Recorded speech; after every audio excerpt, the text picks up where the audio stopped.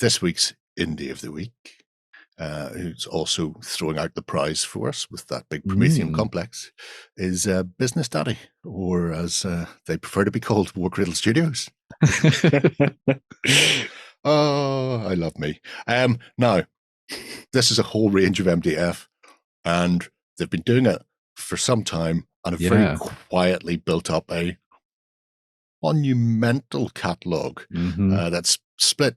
Well, it had been split three ways: sort of generic fantasy, generic sci-fi, and then stuff for their own games.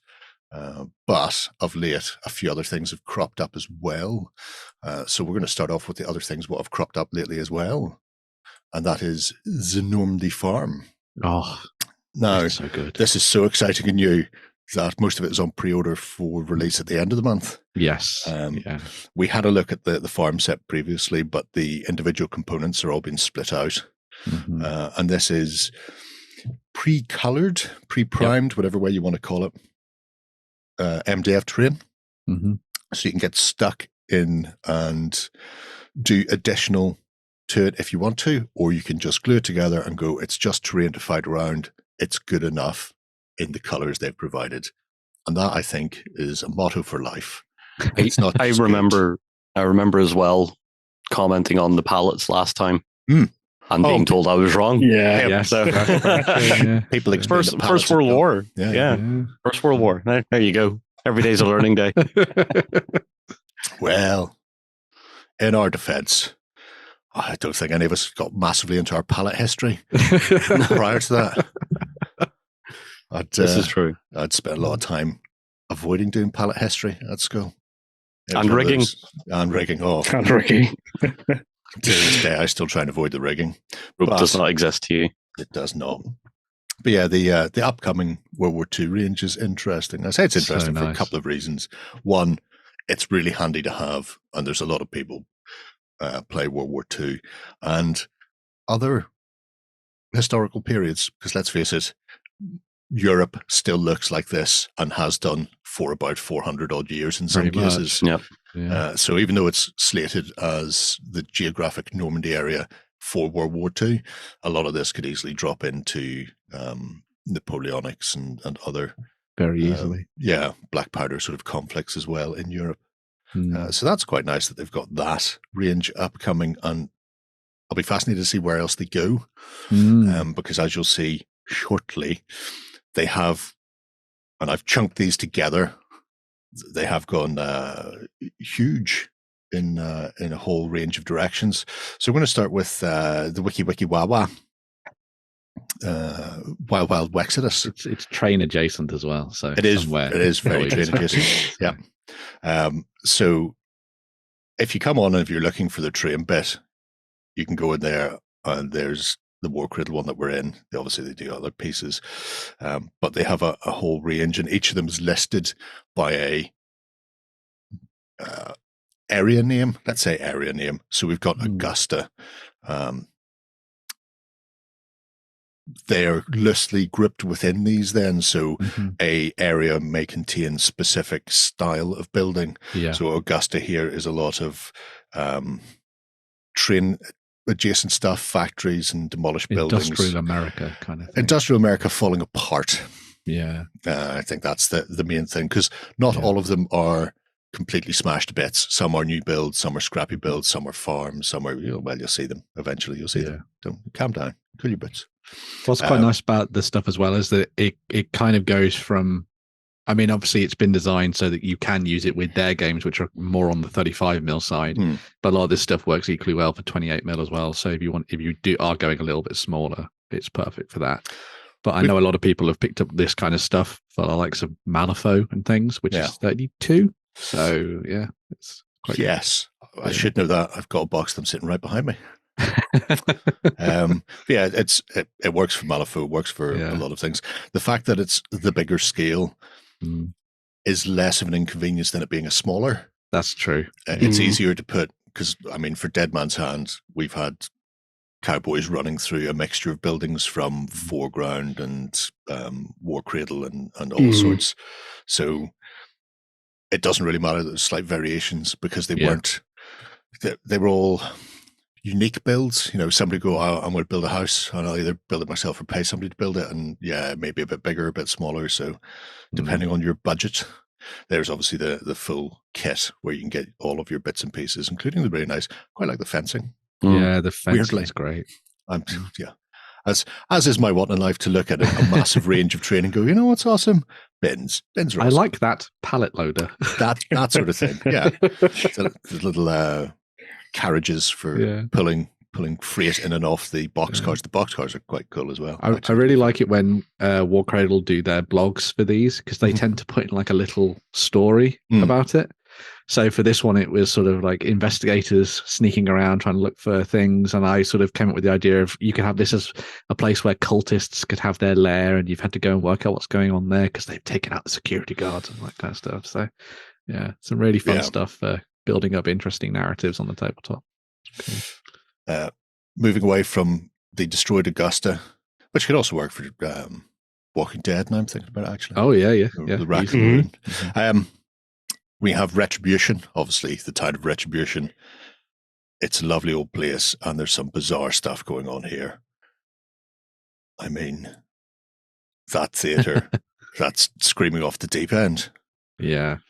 Which is really nice, especially look at their magnificent organ. Yeah. What do you think? Beautiful. It's stunning, isn't it? Mm. And little incidental set-in pieces like that really help, especially with large buildings. Yes. Where you may not have a lot of dividing walls and stuff inside. So if you are going to play skirmish games where you're running inside and running and gunning, it's handy to have something to hide behind, even if it's just a magnificent organ. Let the pipes go. Interiors are detailed as well in these, so they well, or at least they're colored inside anyway. So you it's not like you're going to look at the outside and be like, "This is beautiful," and then you go inside and you're like, "Oh, it's just an MDF box." So yeah. They have tinkered around with the insides to give you a really nice look, which is good. So. And of course, if you pick up the Sarissa book that we were looking at last week, you can go in and do some extra footering. Lovely wallpapering. Lovely, exactly. That's all you need to do, just wallpaper through the occasional carpet down. Yeah. I think it was a bit of this terrain. I think it was a bit of this terrain that me and Justin were looking at from Mythos. Oh, yeah. Well, that'd be very good for it. Yeah. There's another set that Wayland do as well that's very like 1920s. Oh.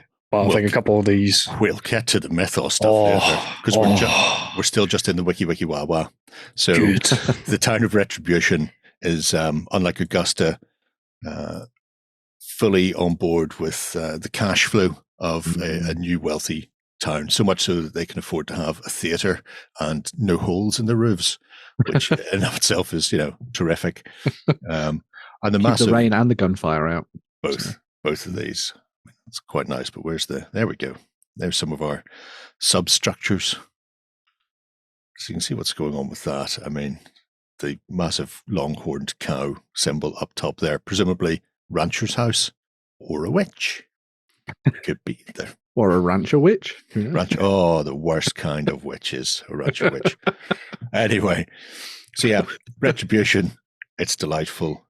And Red Oak, in a similar vein, is a bit more, not quite as opulently plush.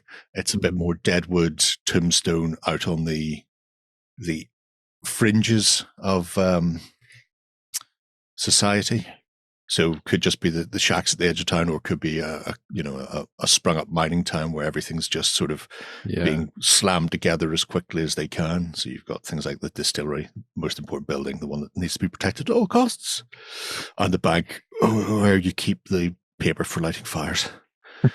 Protect the distillery. It's definitely the place where an old coot lives. Why, thank you. Yeah.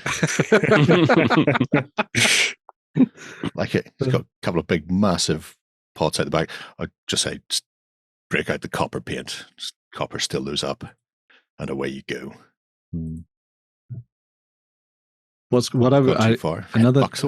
A nice little touch that I think is quite good about these is that obviously these are laser cut pieces, but the burns a little bit when you come to the edges of things actually ends up adding to the look of the finished product in some cases, especially with these, which have been a little bit more battered and blasted up.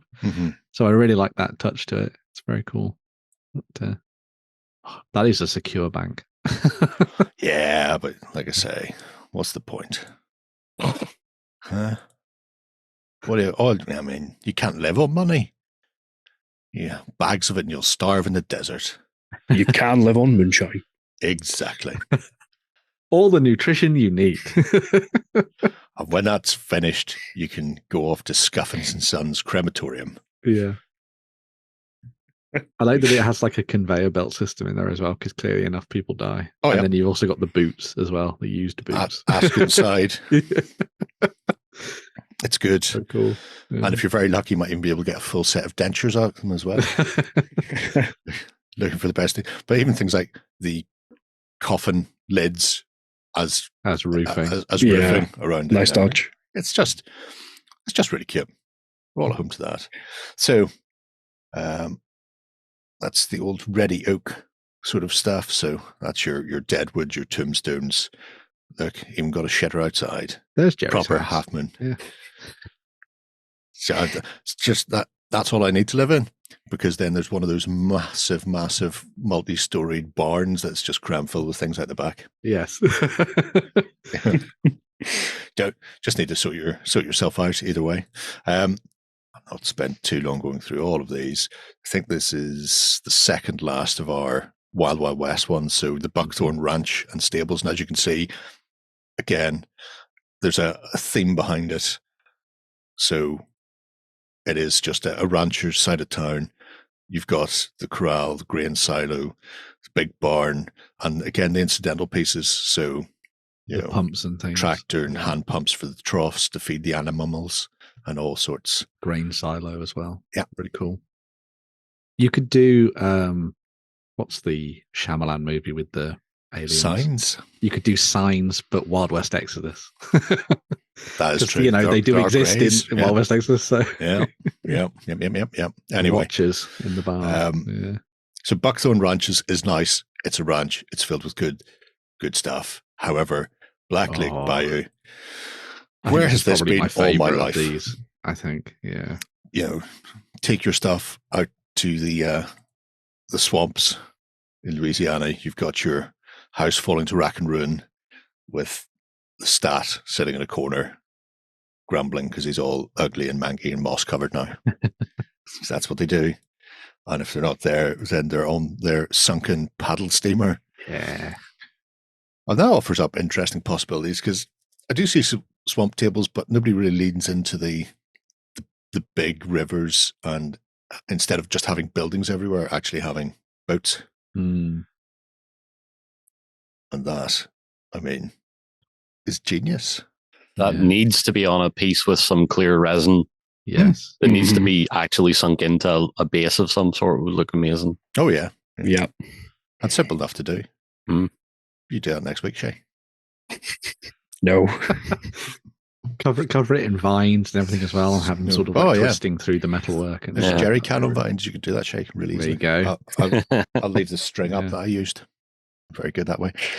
Look at the Bayou Summer House. I mean, yeah, sure.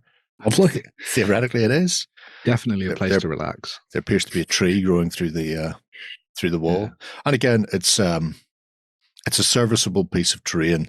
If you want to do more, you can do so. The tree that's pushed through the ceiling and pushing out the wall is obviously just layered MDF. That could be wicked in the bin, and you could replace it with just like a wire twisted tree that you've made yourself. That would be nice. Anyway, or actual branches. Or actual branches. I don't like to harm trees though, because I've seen the Day of the Triffids, because that's where the squirrels live. That's where the squirrels live. Yeah. Can't take their little porches off their trees. This theoretically is the last of the Wexodus, but also I like to think of the first of the Sci-Fi. So obviously the Promethean Forge. This is what some lucky son of a son is going to get. The Promethean complex, where all the Promethean is refined with the massive big derricks. Oh, good. Yeah. But at the same time, it worked very well for non-Wild West Exodus things. So 40k, Necromunda. Judge Dredd, things like that. Things where you just want height. Yeah. Because there's an awful lot of coverage, but sometimes you want a bit of height. Mm-hmm. You want to have a sniper on top of a tower shooting people in the face as they attempt to run across ground. I am always a fan of having terrain that you push people off of so that they can fall to their deaths. Yeah. Or in the case of this, there's that really awesome silo with the hole in the middle, like the generator, where you can just push someone in that and just watch them burn. Just watch them. Yeah, I'm fine. Yeah. Yeah. Flat. I was about to say, you're right. My week's been fine. He's having a moment. Just let him right out. The end of GoldenEye is so good for you, isn't it? Yeah. Yes. Queen of Country, James. But yes, moving away from the Wild Wild West, the sort of more generic sci-fi stuff, you've got the Omega Defense, which is a set of bunkers and the like, obviously excellent for 40k. And then some of their older pieces, which aren't colored. Things like the Necro Tower and Bridge set, again, excellent for the likes of 40k or Necro or Stargrave or whatever you want to lay your hands on, scenery-wise. Just big, chunky industrial scenery with a lot of height and distance. Good for Necromunda and Firefight as well. Now, these ones that aren't currently painted up in any way, shape, or form, I'm not saying they won't become painted up because they have form for it. The Immortal Tombs, we have a copy of this on the gaming shelves in our gaming hall, and it came uncolored, just prime wood. However, they clearly have decided to go back and then do the coloration in it. So there's a grey / light green affair going on with it. So if you've watched Prior Nexus recently, maybe. Yes. Yes, we have. Yes, we have. I don't know what that means. Just have a little death mark sneaking around, teleporting all over the place, being way better than they are on the tabletop. Oh, is it one of the 40k cartoons? Yeah. Yep.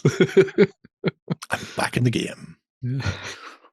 So yeah, again, they may come back and redo these, but as far as just generic 40k scenery or sci-fi terrain goes that you can lay your hands on and build up for your table, it's got a lot going on for it. That's a bit oriental on it, isn't it? Infinity, I'm reckoning here. So that looks like a takeaway in Preston that I walk past. Maybe that's what it's based on. Oh my god! Not beyond the realms of possibility. So yeah, decent selection of the old generic sci-fi type things, and then we hit the Mythos stuff. Shay, that's the one I was looking at. Miscam, whatever you want to say. Miscam, yes. So half Miskatonic, half Arkham. Miscam. That's the one. See what they've done there. Yeah. No, stop it. The hammers. They have. Are you Cameron? I mean, right? Yes. Okay.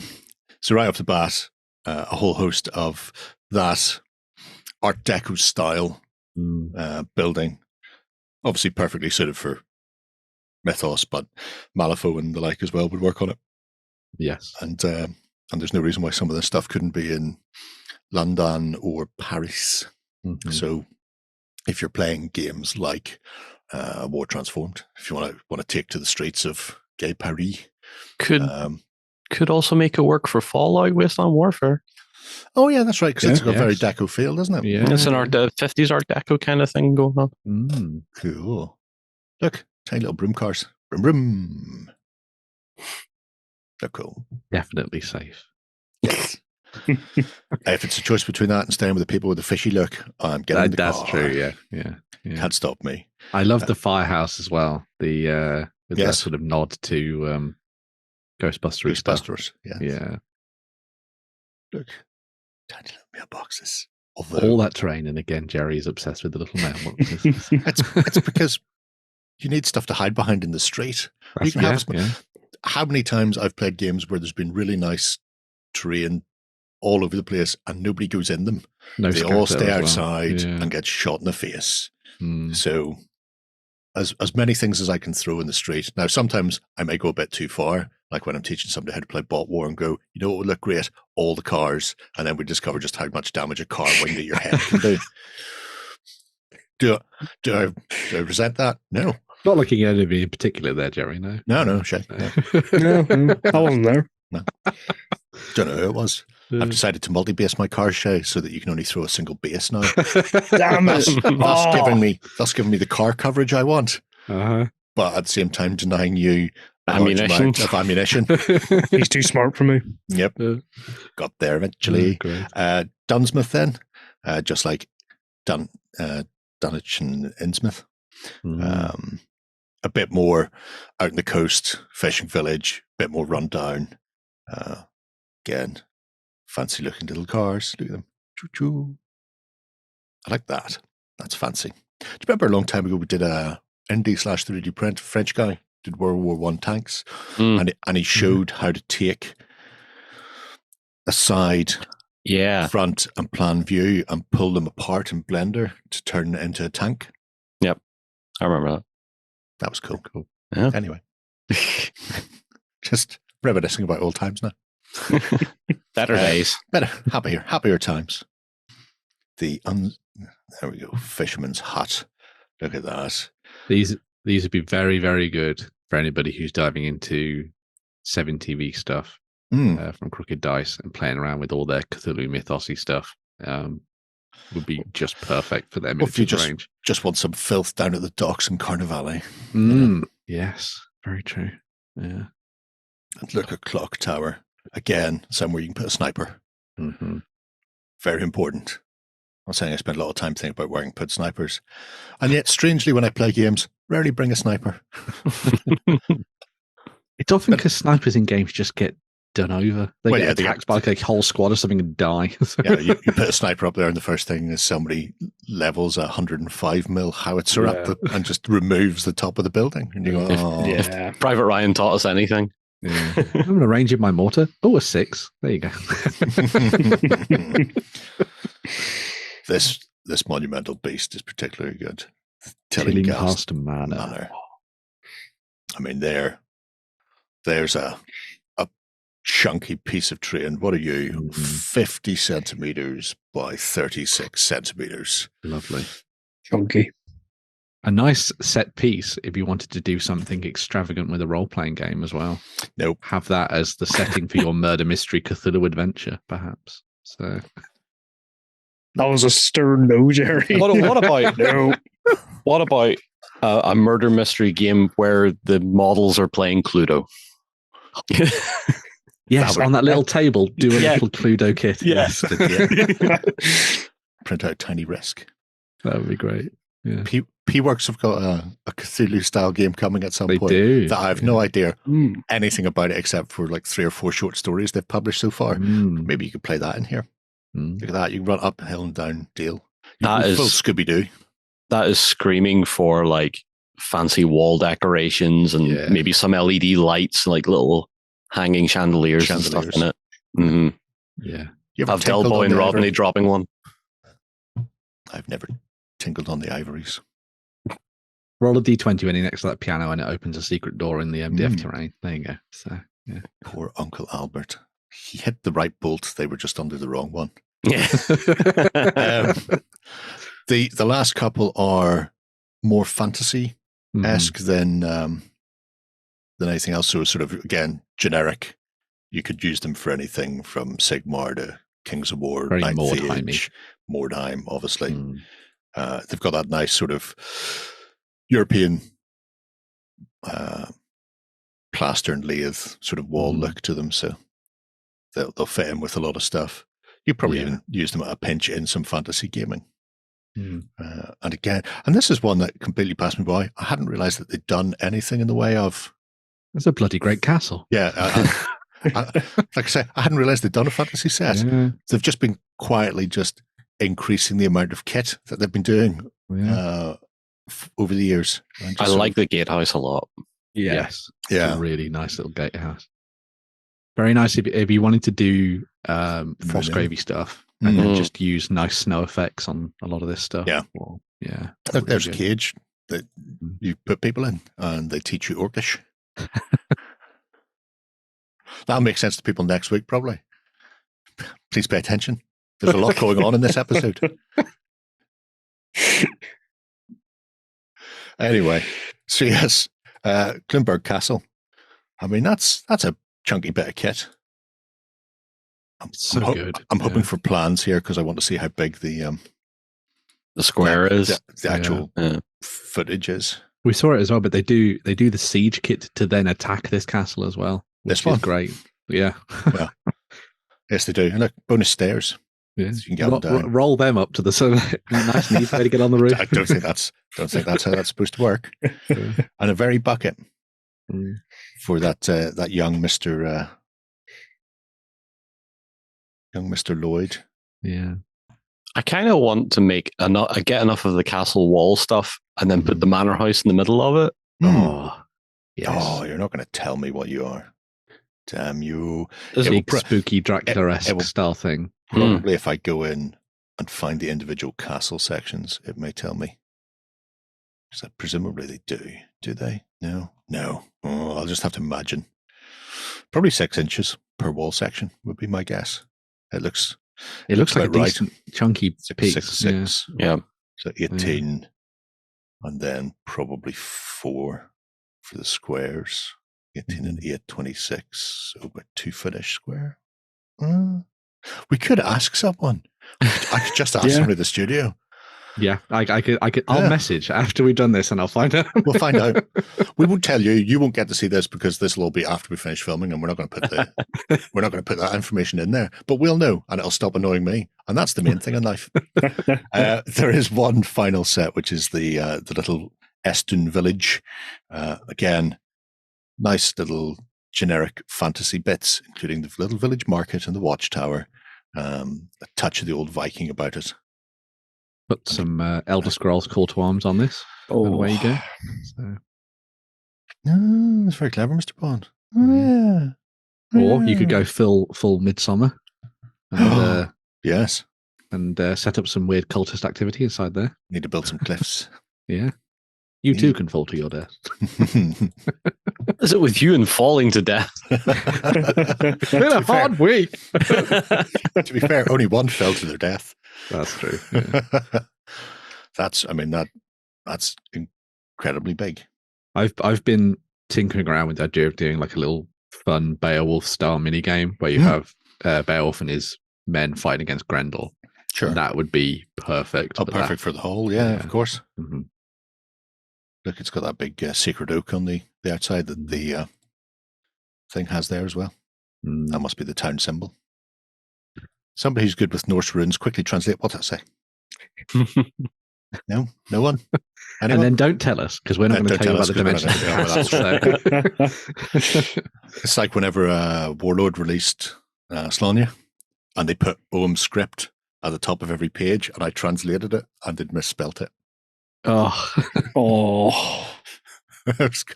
I'm pretty sure that should say the Horned God, but you've written it back to front because Oghams wrote in a particular way, and that's the wrong letter. They put the slant in a different direction. So they were so close, but only a real nerd would go, "Oh look, Ogham script. I wonder what it says," and then go and find an alphabet. Anywho, so yeah, Warcradle Studios been quietly putting together a substantial amount of terrain across pretty much all genres now. A whole world of terrain. Shall we have a look at some news?